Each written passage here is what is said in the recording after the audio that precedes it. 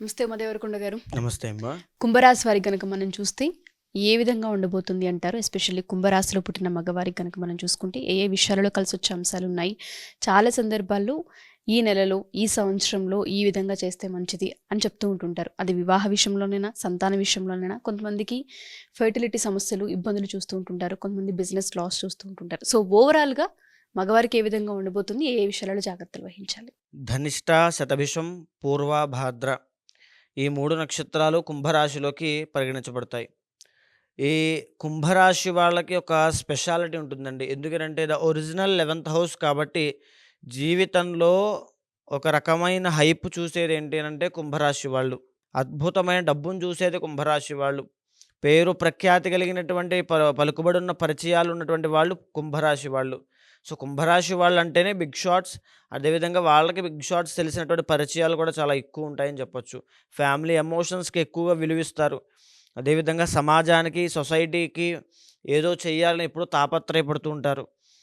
సంఘ సేవ, సేవాభావము ఇవన్నీ కూడా విపరీతంగా ఉంటాయి. కోరికలు ఎక్కువగా ఉంటాయి. ఆలోచనలు ఎక్కువగా ఉంటాయి. సో, ఏంటంటే ఈ కుంభరాశి వాళ్ళకి అధిపతి శని భగవానుడు ఆధిపత్యం వహిస్తూ ఉంటాడు కాబట్టి జీవితంలో బాగా కష్టపడి ఒక వయసు దాకా వచ్చిన తర్వాత, ఆ వయసు నుంచి జీవితంలో నాకున్న దాంట్లో ఎంతో కొంత ప్రజలకి సేవ చేయాలి. ఒక అనాథాశ్రమానికి సేవ చేయాలి. లేకపోతే ఇంకో ఏదో ఒక ఆర్గనైజేషన్‌కి సేవ చేయాలి. ఒక సేవా సమితి పెట్టాలి. 10 మందికి ఎప్పుడు అన్నదానం చేయాలి. భోజనాలు పెట్టాలి. ఆదుకోవాలి. లేకపోతే సమాజంలో జరిగేటువంటి చెడుని మనం ఎదిరించాలి అనేటువంటి దృక్పథము, ఆ భావన అంటే ప్రజలతో మమేకం అవ్వాలి. ప్రజలకు ఉపయోగపడాలి అనేటువంటి ఆలోచనలు ఎక్కువగా ఈ కుంభరాశి వాళ్ళకి ఎక్కువగా ఉంటాయండి. ఒక బెస్ట్ అడ్మినిస్ట్రేటర్స్ ఎవరు అనంటే కుంభరాశి వాళ్ళు. వాళ్ళకి ఏదైనా ఒక ఈవెంట్ కానీ లేకపోతే ఒక ప్రోగ్రామ్ కానీ అప్పచెప్పామనుకోండి, వాళ్ళు చేసినంతగా బాగా ఎవరు చేయలేరని చెప్పొచ్చు. అడ్మినిస్ట్రేటర్ ఎవరు అనంటే కుంభరాశి వాళ్ళని జ్యోతిష్ శాస్త్రం చెబుతోంది. సో, ఈ కుంభరాశి వాళ్ళకి లగ్నం అధిపతి శని అవుతాడు కాబట్టి అండ్ ఇంకో ముఖ్యమైన విషయం దాంట్లో 12వ స్థానానికి కూడా అధిపతి శని అవుతాడు. అంటే వీళ్ళ +2 వీళ్ళే, ఒక -2 వీళ్ళే. 12వ స్థానానికి ఆధిపత్యం శని ఎప్పుడైతే వహిస్తాడో అనవసరమైన లిటిగేషన్స్ అండి. అనవసరమైన గొడవలు. ప్రమేయం లేకుండా వీళ్ళు ఏదో ఒక గవర్నమెంట్ పరంగా లిటిగేషన్స్‌లో ఇరుక్కోవడము, కోర్టు పరమైన సమస్యలు ఎదుర్కోవడము, తర్వాత గవర్నమెంట్ దగ్గర నుంచి పెనాల్టీసు, ట్యాక్సులు లేకపోతే పనిష్మెంట్స్ ఇలాంటివన్నీ ఎదుర్కొనే అవకాశాలు చాలా ఎక్కువ శాతం ఉంటాయి జాతకంలో శని బాగోకపోతే. అయితే ఇంకొక విషయము వీళ్ళకి ఎక్కువ శాతము 12వ స్థానానికి లీడ్ చేసేది శని కాబట్టి వెన్నుపూసకు సంబంధించిన ఇబ్బందులు, జాయింట్ పెయిన్స్, మోకాళ్ళ నొప్పులు, తరువాత చెప్పాలంటే ఈ యొక్క మెడకి సంబంధించినటువంటి కండరాల విషయంలో ఇబ్బందులు, కాలర్ బోన్ ఇబ్బంది అవ్వడము, స్పాండిలైటిసు, సయాటికా, ఎస్పెషల్లీ డయాబెటిస్ ఇవన్నీ కూడా చాలా ఇబ్బంది అయ్యేటువంటి కుంభరాశి వాళ్ళకి ఎక్కువ ఉండి టెన్షన్స్ బాగా ఎక్కువ తీసేసుకుంటారండి. సో, అంత టెన్షన్ తీసుకోవద్దు. చాలా జాగ్రత్తగా ఉండండి. అయితే ఇంకొక విషయం 12th అండ్ 11th లార్డ్ మీకు గురుడు అవుతాడు కాబట్టి విద్యా విషయంలో అద్భుతమైనటువంటి రాణింపు వీళ్ళకుంటుంది. ఉత్తీర్ణత శాతం చాలా ఎక్కువగా ఉంటుంది. సో, వీళ్ళని మంచి గైడెన్స్ ఇచ్చి చదివించగలిగితే ఒక డాక్టర్, బెస్ట్ డాక్టర్స్ అవుతారు. లేకపోతే ఒక ఎంబీఏ కోర్సెస్ చేసిన వాళ్ళు చాలా అద్భుతంగా రాణించగలుగుతారు. ఒక బెస్ట్ ప్రొఫెసర్స్ అవ్వచ్చు, లెక్చరర్స్ అవ్వచ్చు, తర్వాత గోల్డ్ మెడలిస్టులు. అంటే వీళ్ళకున్న కంటెంట్ సబ్జెక్ట్ ఇంకెవరి దగ్గర ఉండదు. ఓకే. సో, అంత రా సబ్జెక్ట్ అంతా వీళ్ళ దగ్గరుంటుంది.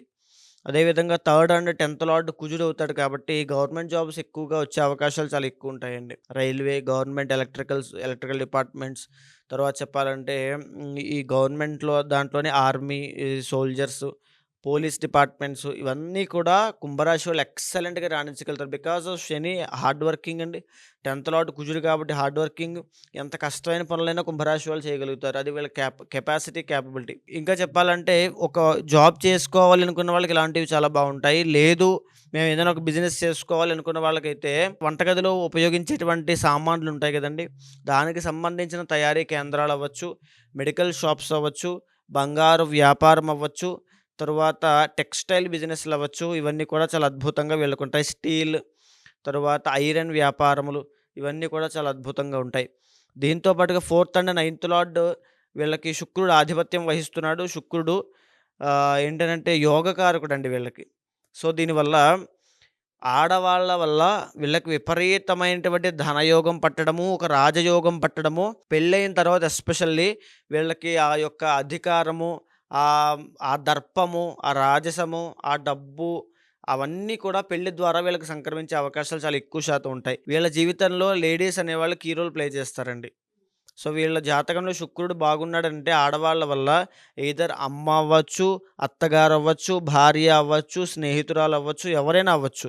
ఆడవాళ్ళ వల్ల వీళ్ళకి చాలా అద్భుతమైన రాజయోగం ఉంటుంది. శుక్రుడు బాగున్నాడంటే వీళ్ళు కష్టపడకుండానే ఆ యొక్క స్థితిని వీళ్ళు పొందుతారు ఖచ్చితంగా. అదేవిధంగా ఫిఫ్త్ అండ్ ఎయిత్ లార్డ్ బుధుడవుతాడు కాబట్టి ఎక్కువ శాతం ఆడ సంతానం కలిగే అవకాశాలు వీళ్ళకి ఎక్కువుంటాయి. సో, సంతానం విషయంలో ఇబ్బంది కూడా కలుగుతుంది. సంతాన నష్టం కలగడము కుంభరాశి వాళ్ళకి ఇవన్నీ కలుగుతాయి. సో, నేను చెప్పేటువంటి మేజర్ బ్లూ ప్రింట్ కాబట్టి మీ జాతకంలో పితృదోషం ఉండొచ్చు, కాలసర్పదోషం ఉండొచ్చు, కుజదోషం ఉండొచ్చు, లేకపోతే సంతానపరమైన సమస్యలు, కలత్ర దోషాలు చాలా ఉండొచ్చు. మీ కర్మ వల్ల వచ్చినటువంటి దోషాలు అందరికీ ఉంటాయి. సో, దాన్ని సమీకరించుకుని దాంతో సమన్వయం చేసుకున్న తర్వాత పర్ఫెక్ట్ ప్రిడిక్షన్ వస్తుంది. సో, అయితే ఇప్పుడు నేను చెప్పేటువంటిది జ్యోతిష్ శాస్త్రపరంగా కుంభరాశి వాళ్ళకి ఏదైతే కొన్ని అంచనాగా జ్యోతిష్ శాస్త్రం చెప్పబడిందో ఒక బ్లూ ప్రింట్ దాన్ని మీకు వివరిస్తున్నాను. సో, దీనివల్ల మీరు జాగ్రత్త తీసుకోవాల్సిన ప్రికాషన్స్ ఈ 2025 సంవత్సరంలో ఎలా ఉండబోతుందో తగిన జాగ్రత్తలు. సో, ఇప్పుడు మనం చూడబోతున్నాం. అయితే 6వ స్థానానికి అధిపతి చంద్రుడు కాబట్టి కోపం తగ్గించుకోవాలండి. షార్ట్ టెంపర్ ప్రాబ్లమ్ కుంభరాశి వాళ్ళకి ఉంటుంది. వెంటనే కోపం వస్తుంది. ఒక 15-20 నిమిషాలు ఆ కోపంలో ఉంటారు. మళ్ళీ ఏదో పాల పొంగు పొంగినట్టు అలా పొంగి మళ్ళీ వెంటనే వెనక్కి వెళ్ళిపోతుంది. సో, షార్ట్ టెంపర్ ప్రాబ్లమ్ అంటారండి దాన్ని. అదేవిధంగా డైజెస్టివ్ సిస్టమ్ విషయంలో ఇబ్బందులొస్తాయి. గ్యాస్ట్రిక్ ట్రబుల్ అవ్వచ్చు, రెస్పిరేటరీ ప్రాబ్లమ్స్ అవ్వచ్చు. ఈ కుంభరాశి మగవాళ్ళకి తల్లికి ఈ యొక్క కుంభరాశి వాళ్ళకి కాస్త ఇబ్బంది కలిగే అవకాశాలుంటాయి. అంటే తల్లి తీసుకునే నిర్ణయాలు కాస్త వ్యతిరేక భావాలొచ్చే అవకాశాలుంటాయి.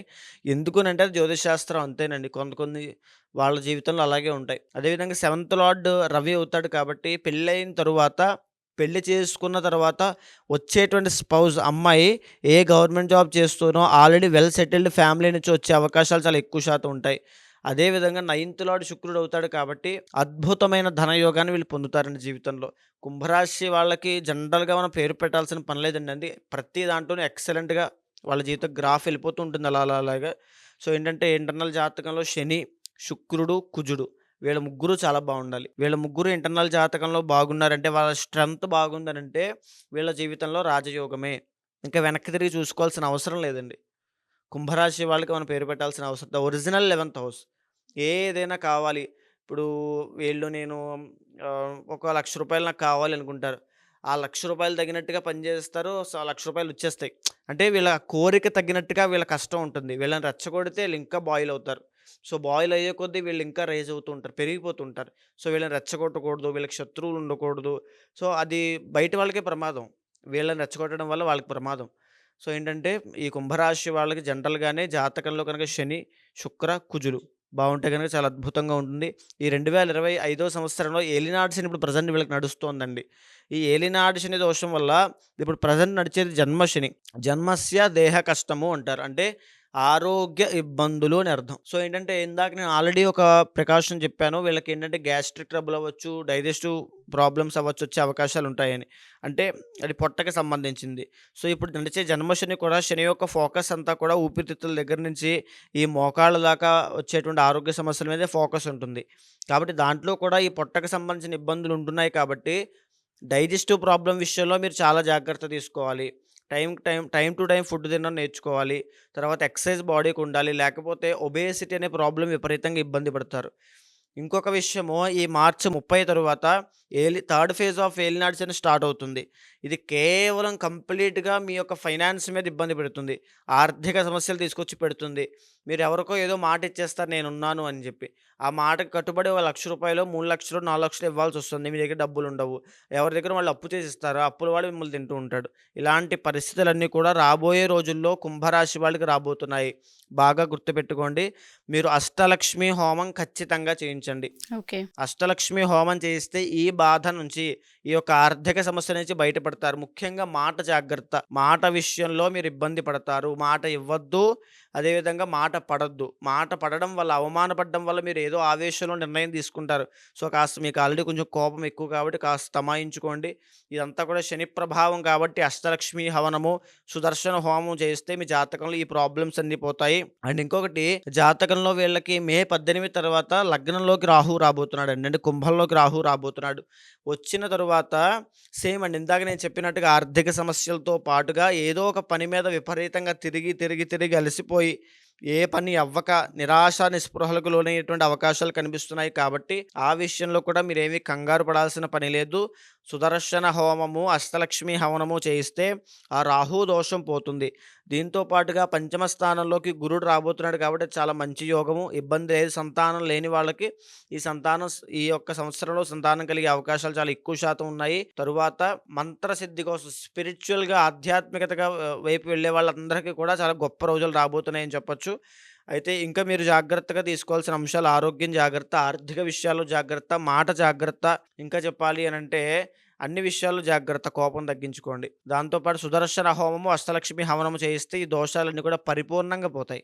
డెఫినెట్‌గా అండి. ఎవరైతే మా ఈ వీడియో చూస్తూ ఉంటుంటారో ఏలినాటి శని ప్రభావం అయితే ఆర్థిక సమస్యలపైన ఇంపాక్ట్ చూపిస్తూ ఉంది కాబట్టి సో జాతకరీత్యా ఎవరైనా ఇంటర్నల్‌గా ఒకసారి ఉమాగారిని కలిసి చూపించుకోవాలి అనుకున్న జాతకం లేదా అష్టలక్ష్మి హవనం లేదంటే సుదర్శన హోమం చేయించుకోవాలి అనుకున్న డెఫినెట్‌గా అప్రోచ్ అవ్వచ్చు. కింద స్క్రోల్ అవుతున్న కాంటాక్ట్ నెంబర్‌ని కాంటాక్ట్ చేస్తే ఉమాగారి టీం మీకు పూర్తి వివరాలు అందిస్తారు. థ్యాంక్ యూ ఉమాగారు. Thank you so thank you much. అమ్మా.